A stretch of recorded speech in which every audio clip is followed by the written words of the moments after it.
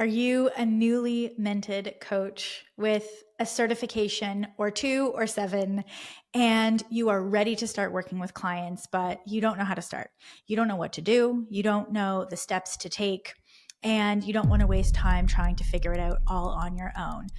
I got you, my friend. In this video, I'm going to go through 7 steps that you can think about so that you can start your coaching business as soon as you are absolutely ready to. Let's dive in.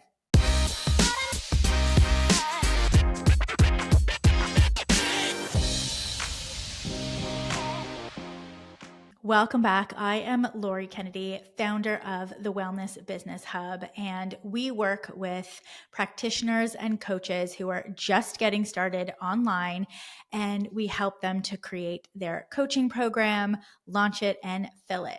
So if that is something that you are interested in, make sure you hit that subscribe button and that little bell thing so that you don't miss any of the new videos that we publish. So this video is for you if you are a newly minted coach. Maybe you have a certification, maybe you have lots of certifications, and you've decided that now is the right time for you to start working with clients, but you don't know where to start. You don't know what to do. You see a lot of different ads for webinar training and low ticket and AI and signature programs, and you have to have this platform and that platform and Instagram and all of the things, and you just want a roadmap. You want someone to tell you the steps you need to take so that you can actually utilize all of the training and the personal experience that you've accumulated so that you can transform lives. So I'm going to go through 7 steps that you can take so that you have a lot more clarity and a lot more understanding of what it is to actually coach, to what it is to become a business owner that offers coaching. So you might want to get a pen and a notepad and take some notes as we chat about this. And if you have any questions or you want more clarity, drop them in the comments below and I'll happily respond. So I was really thinking about this because there are so many different things that I could say. And my first instinct was to dive right on in to the specifics, but I don't think that will help. I want to sort of take a bigger view, a 30,000 foot view, because if you're anything like me, I had no idea what I was doing. I graduated as a holistic nutritionist. I was taught a little bit about a lot of things. I was taught a lot of theory. I was taught a lot of frameworks, but I didn't know how to take what I was taught and put it into practical use because I didn't have any experience. And these 7 things are things that I wish someone would have walked me through before I sort of dove in, so that I had a plan in place and I didn't waste time trying to figure it all out. So let's dive in. Step number 1 is why? Why do you want to do this? What is your big reason why? I know you want to help people, and that's amazing, but why? So I like to call this my sort of big reason why, my mission. What is it that in 3 years, in 5 years, you can look back and go, I achieved this? What is the impact that you want to have on people? And that seems like a really big question, and it is a really big question. And I think it's really helpful for you to spend some time thinking about this. What is the impact that you want to have? Why do you want to coach people? Yes, you want to help them get better, but what do you want it to mean for you and your career? Like, what is motivating you to want to work with people to help them transform? And it's okay to sort of take a personal route on this, where you're thinking, okay, well, I want time freedom and I want to be able to have flexibility over my time. I want to earn a good living. But I would encourage you to go deeper. What is it about coaching that lights you up? what is it about working with people and helping them transform in this way that's going to motivate you on the dark days? That's going to motivate you on the days where you're not feeling so great or there's stuff going on in your personal life, because this is a career, right? You are essentially starting a coaching business, and we don't want it to be a hobby. We want it to be something that you prioritize every single day. And so you have to be able to source your own motivation. And one of the ways that I was able to figure this out for myself is I started to think about what really made me mad. And I started to think about all the things that I didn't have and that I wish that I had, and how I could create better opportunities for those people who were coming up after me. And I don't remember where I saw this, but I saw this, I think, on YouTube. And it was this concept of hell no. Like, hell no, not on my watch. I will no longer allow people to suffer in this way. I am doing this because I've made it my mission to work on fixing this thing so that those people who have this thing don't have to suffer. And maybe you went through something on your own. Maybe you saw a loved one go through something. Maybe there's something in your life that you know you can make a difference on. So what is that? Right? Why are you doing this? Why did you want to become a coach? And I hope that it wasn't just a general reason. And maybe you just wanted a career change, and that's cool too. But in my experience, there has to be a deeper reason why, so that you can source that motivation when the going gets tough. Because there's going to be days where it's not fun, right? You're going to do things that aren't that fun. And we have to be able to be self-motivated and self-led enough. And I think that comes from our big reason why. So step one is think about the impact that you want to have and the changes that you really want to see and how you can contribute to that. Step number two. This is sort of related to step number one. What is your desired outcome for your business? Like the end game. Do you want to work 15 hours a week? Do you want to be able to make X amount of money? Do you want to be able to retire your spouse? What is it that you want? And the reason that I'm asking you that is because no one explained to me that I should set my business up to support my ideal lifestyle from the start. So I just dove in and I saw clients at night. I don't function well at night. That's not ideal for me. I saw clients on the weekends. I really felt like the business, the practice that I was creating was in control of me. I did not feel like I had a handle on it. And I wish that someone would have explained to me that we can set our business up to support our ideal lifestyle.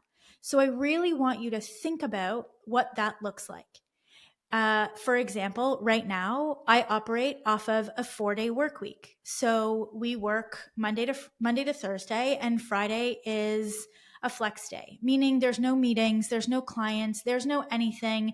If, the work spills over into Friday, then okay, I can do it. But essentially it's a 4-day work week for myself and my team. And it's a 32-hour, we didn't condense 40 hours into 4 days. It's a 32-hour work week so that we have time to recuperate. We have Fridays, I call them Freedom Fridays, and it's my day to get my errands done. It's my day to do any self-care things so that I really focus Monday through Thursday. And I have the opportunity on Fridays to catch up and do things for my life, because we all have life stuff. The other thing is, I don't know if you have children, I do. And so for me, no one explained to me that I didn't have to work at night, that I didn't have to see clients at night, that I could set it up that, my client facing work workday ended so that I could go and get my children. And I think this is really important, especially because we don't want to get burnt out. You know, when you have external responsibilities outside of your coaching business, the mental load of that, it doesn't go away. And so when you have clients and when you are growing your coaching business, you have the mental load of the coaching business, and then you have the mental load of your life.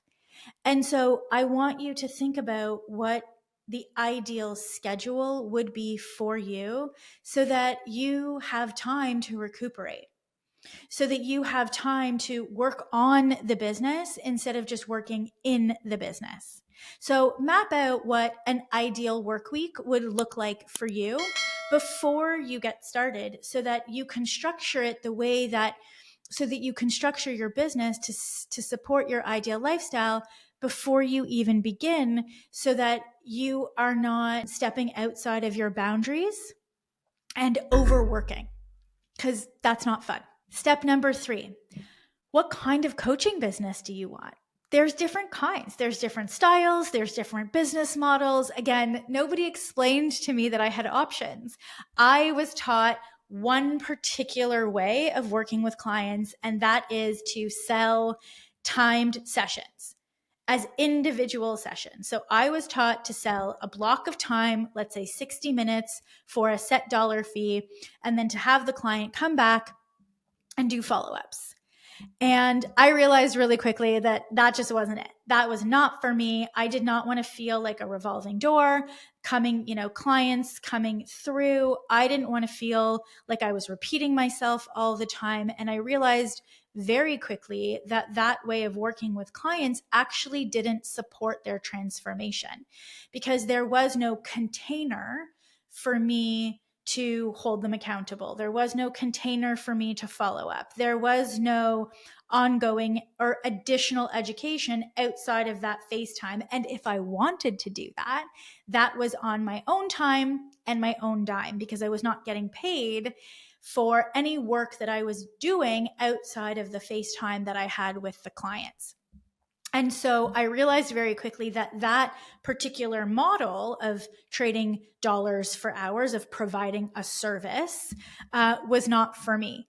And I created my very first signature program all the way back in 2009.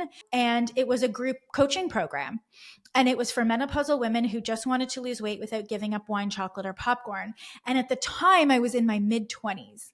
So I'm not going to talk about imposter syndrome here, but I had it, and I needed to overcome that so that I could work with these menopausal women inside of my coaching program, which was called Wow Weight Loss. And I realized that I didn't have to follow the model that I was taught.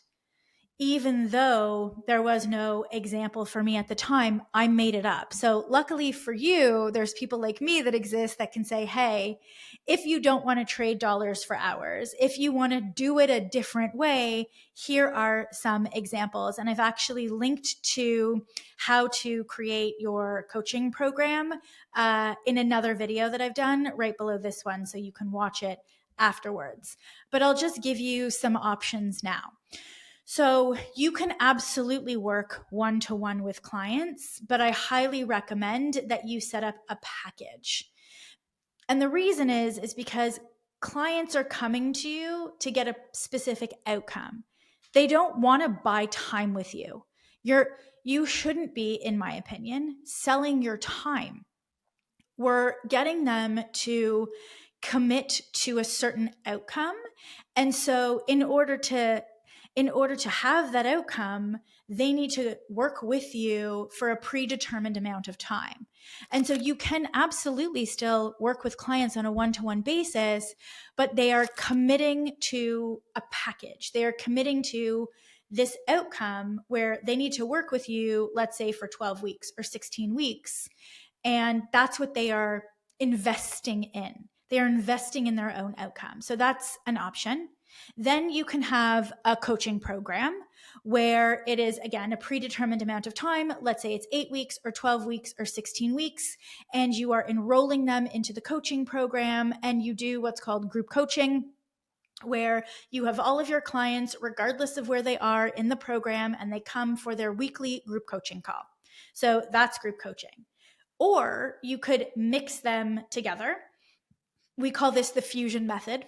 And so we fuse together some one-to-one sessions with coaching, right? So the client would enroll and they would get X number of one-to-one coaching sessions. And then they would also have access to your weekly group coaching calls. And then the last option is self-guided. This is where you would create more of a course, and there's no access to you. You're not coaching them. They're just going through your digital course. And so if you want to learn more about the different coaching options, I actually have a quiz that you can take, and it's also linked right below this video, where you take the quiz and it will tell you, based on how you want to work with clients, which type of coaching would be best suited for you. So it's a really short quiz. It's actually really fun.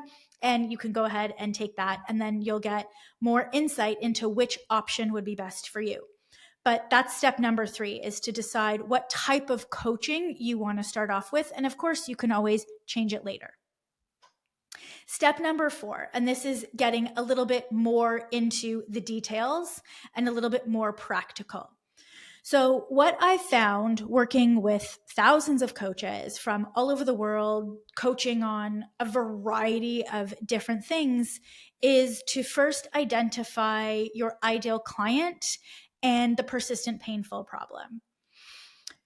People will invest in solutions, which is what you are providing, when they are in enough pain to do so. So at the point that they are searching for you, they are searching because they have a persistent painful problem that they no longer want to deal with. And so with your brand and with your content on social media, we have about 3 seconds for them to decide if you can help them solve their problem. Because nobody wants to buy health coaching. Nobody wants to buy life coaching. They're coming to you as a health coach. They're coming to you as a life coach. They're coming to you as someone who specializes in working with energy or personal training or whatever it is that you do, because they think that working with a health coach or working with a life coach will help them solve their persistent painful problem, because they are at a point where this problem is now decreasing their quality of life in some way, shape, or form. And so instead of just promoting that you are a life coach and working with anyone and everyone, and not really having a way to attract the kind of people that you want to work with, I want you to really think about what is a persistent painful problem that you can solve as a health coach, as a life coach. This is often where a lot of coaches get stuck because they can't decide. So if you want to put your ideas below, I will happily give you some feedback.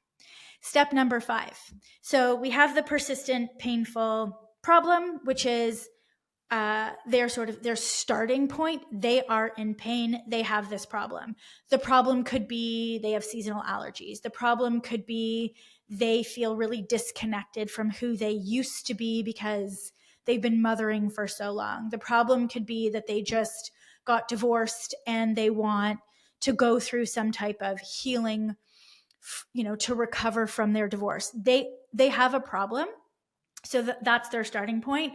And they're coming to you because they want to get rid of that problem. And they might not even know their desired outcome, but they want to know, what's in it for me? Like, how are you going to help me get rid of that problem? And they have an outcome, right? They have this desire. They have this idea of what life will look and feel like if this problem didn't exist for them anymore.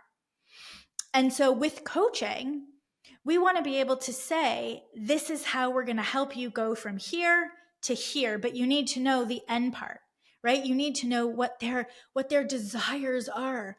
What experiences do they want to have when this problem is gone? Because that's what they're really paying for, right? They're paying for the problem to be gone so that they can look and feel and experience X, Y, and Z. So it's really helpful to map that, to go from starting point to ending point, and that will give you a lot of clarity on the kind of content to create so that you can attract those people who have that persistent, painful problem and help them to understand why coaching with you is going to get them to where they want to be.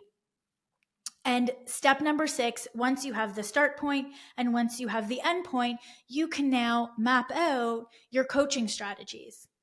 It's like thinking about, if you wanted to go on a trip and you're at your home and you have your end destination and you say, well, how am I going to get there? Am I going to take a plane? Am I going to take a bus? Am I going to walk? Am I going to ride a bicycle? Am I going to have a motorcycle? And there's all these different options to go from point A to point B. And so they then need to decide what's the best option for them. And so that's you, right? You're going to say, in order for you to go from point A to point B, here are the different things that we need to do so that you can get here. And that's where your coaching strategies come in. So depending on the type of coach that you are, you will then design a method. You will say, well, we need to do this, and then we need to do this, and then we need to do this, and then we need to do that.